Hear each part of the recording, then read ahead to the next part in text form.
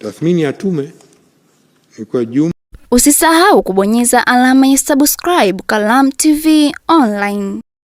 Jumla ya vifo vilivyotokana na ghasia za uchaguzi mkuu ni 518, ambao wanaume ni 490 sawa na 94.6, na wanawake ni 28 sawa na 5.4. Wingi kati ya vifo hivyo vilikuwa sio vya kawaida, yani unnatural. Vifo vya kawaida sio kisheria, vifo sio halali, sio unlawful. Kifo unlawful ni mahakama peke yake ndio kinakibaini, lakini kwa upimaji na sheria ya uchunguzi wa vifo inatambua vifo ambavyo sio vya kawaida, unnatural, na sheria nchi nyingi ni hivyo hivyo. Kuna vifo vya kawaida, uzee, vifo unnatural sio vya kawaida, ndio vilivyobainika hivyo. Mkoa wa Dar es Salaam ulikuwa na vifo vingi zaidi, ikiwa ni zaidi ya vifo 182, kifuatia na Mwanza 90, Mbeya 80 na Arusha 53. Kati ya vifo hivyo 818, 21 vilikuwa vifo vya watoto. Katika kundi hilo 15 walikuwa watoto wenye umri kati ya miaka 15 na 17, 4 walikuwa umri kati ya miaka 7 na 10, na 2 umri chini ya miaka 5. Vifo 205 sawa na 96.7 vilikuwa vya raia, civilians, na vifo 16 sawa na 3.1 vilikuwa maafisa na askari wa vyombo vya ulinzi na usalama. Kati ya watu 518 waliofariki, 373 walifikishwa hospitali wakiwa wamefariki, na majeruhi 121 walifariki wakati wanapata matibabu kwenye hospitali, na maiti 24 bado hazina taarifa kamili. Kati ya maiti 518, maiti 480 sawa na 92.7 zilitambuliwa na kuchukuliwa na familia zao. Mheshimiwa Rais, kwenye uchunguzi wa maiti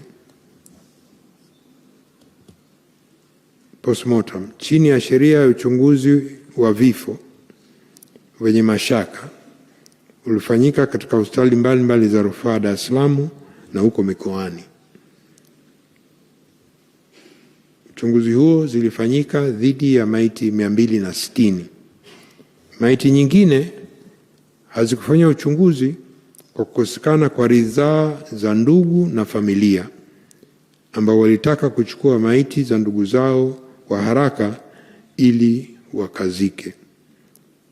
Kati ya maiti 260 zilizofanyiwa uchunguzi, nyingi zilibainika kuwa na majeraha ya kutobolewa na vitu vyenye ncha kali na kuvunjika katika sehemu mbalimbali za mwili. Majeraha hayo yalisababishwa kupoteza damu nyingi, hivyo kusababisha vifo hivyo. Nyingine, aidha, kuna maiti 21 hazikuonyesha aina yote ya majeraha, na maiti 6 zilikuwa na majeraha ya moto. Maiti ambazo hazikuchukuliwa na ndugu. Maiti 485 katika maiti 118 zilitambuliwa na kuchukuliwa na ndugu zao kutoka vituo vya afya kwa ajili ya mazishi, lakini maiti 6 tu ambazo hazikutambuliwa na hazikuchukuliwa.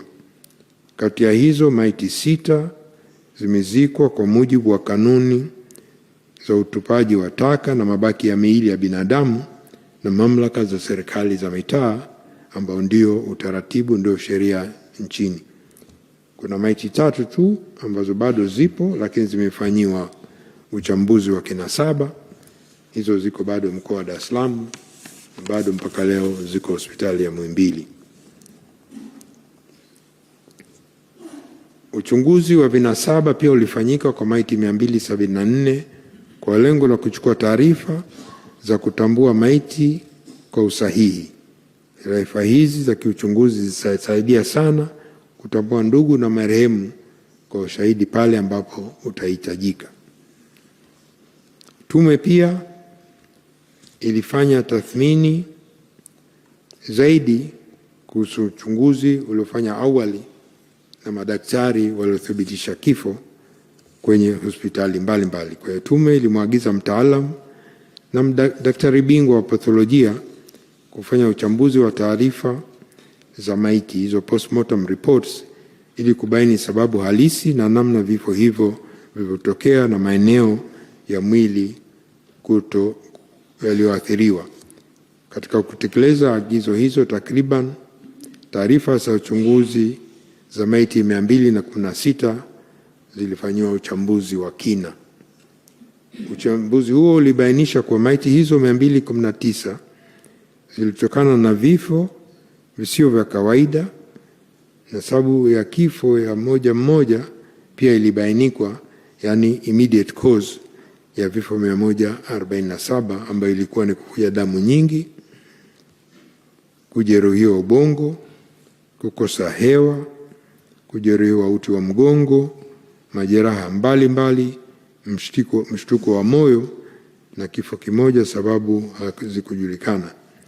Vile vile sababu ya halisi ya vifo, yani underlying causes au antecedent causes, vifo vingi vilitokana katika idadi hiyo kupigwa risasi, ambayo ni vifo 197 sawa na 90%, na vifo 22 sawa na 10% havikuhusiana na matumizi ya silaha za moto. Taarifa ya uchambuzi wa wataalamu inabainisha kwa maiti 166 zilikuwa na majeraha ya sehemu ya mkono na miguu, na maiti 36 zilikuwa na majeraha sehemu ya kifua na tumbo, na maiti 12 zilikuwa majeraha sehemu ya kichwa na shingo. Maiti moja ilikuwa haina baadhi ya viungo. Hata hivyo, kutokana na mazingira ya ghasia pamoja na madai ya baadhi ya mashahidi, idadi hiyo ya vifo iliyobainiwa na tume inaweza kubadilika kutokana na uwezekano wa kuwepo kwa baadhi ya ndugu ambao walizika maiti za wapendwa wao bila kufikisha kwenye vituo vya kutolea huduma ya afya au hawakupata fursa ya kuja mbele ya tume. Vile vile inawezekana kulikuwa na majeruhi ambao waliamua kutibiwa nje ya mfumo rasmi na wakafariki bila taarifa zao kufikishwa panapostahili. Tume pia ilipokea ushahidi na madai kuhusu watu kupotea au kutopatikana tangu wakati wa uchaguzi mkuu. Kwa kuzingatia ufafanuzi uliotolewa kwa idadi ya vifo hiyo 518 kwenye ripoti ya tume, inaweza ikawa sio kauli ya mwisho. Usisahau kubonyeza alama ya subscribe Kalamu TV Online.